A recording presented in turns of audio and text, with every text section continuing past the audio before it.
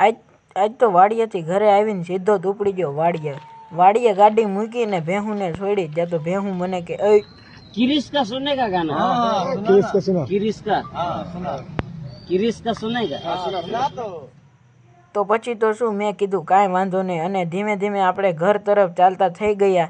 મસ્ત મજાની સાંજ પડી ગઈ હતી અને મસ્ત મજાનું વાતાવરણ હતું.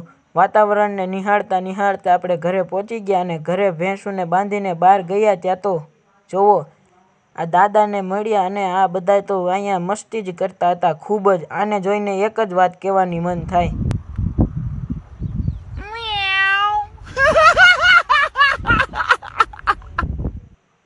ત્યાં તો આ વાયડી પરજા બધી આવી ગઈ મારી પાસે વ્લોગ ઉતારતો હતો. ત્યાં તો બધા કહે નહીં મને ન લેતા વ્લોગમાં નહીં. અને પછી તો શું આપણે ધીમે ધીમે થઈ ગયા હાલતા બીજી સાઈડ અને ત્યાં જોયું ત્યાં તો આ બે વાયડી પરજા પતંગ ચગાવતી હતી.